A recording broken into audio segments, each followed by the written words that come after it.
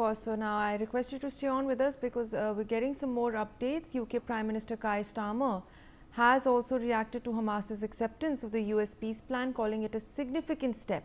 The statement reads, and I quote, "There is now an opportunity to end the fighting, for the hostages to return home and for humanitarian aid to reach those who so desperately need it. We call on all sides to implement the agreement without delay. The UK, alongside our partners, stands ready to support further negotiations and to work towards sustainable peace for Israelis and Palestinians alike." Foreign Affairs expert Shruti Dasgupta with us. Ma'am, of course, we're seeing the global community come forward to hail this as a very positive step, a significant step towards peace. What are the roles that we see? You know, we have seen the UK, we've seen France also step into these negotiations, these calls for peace.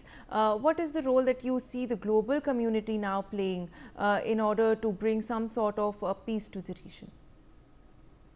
We've seen the global community create pressure points for Israel to actually come to the talking table. They have also, about 150 nations, recognized that a two-state solution is the only way out of this conflict for Israel to continue its existence in the Arab world, as well as the Gazans to get their rights of existence. So this has already happened. What is the next point of conversation is that whether the Gazans are able to come to the fore and take hold of their own city. They're able to control the narrative. Although I sincerely doubt that that is going to happen.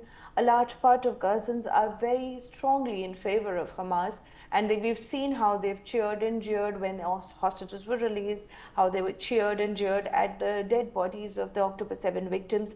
So it's very difficult to separate Gazans and Palestinians from Hamas and their ideology. And so I find myself being very skeptical on how this is going to go forth. Although the global powers are in favor of separating the two via a border and separate national identities, I doubt that this is going to end with the creation of the Palestinian state, or even the release of hostages, or even the disappearance of Hamas from the equation completely, because the point of contention for all of this is this creation of the Israeli state in the year 1948, and that will continue to be so until and unless the Abraham Accords, which allows all the nations of the Middle East to come together and work by acknowledging the rightful existence of Israel in that region, as well as promise to work towards development of Middle East by cooperating with Israel. So the Abraham Accord, although is Trump's plan, and Trump is not my favorite person in the world right now,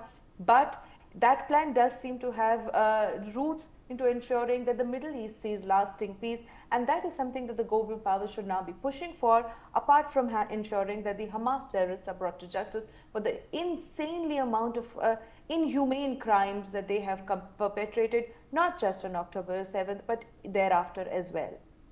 Well, absolutely, ma'am. Thank you so much for joining us, and I would in fact like to thank all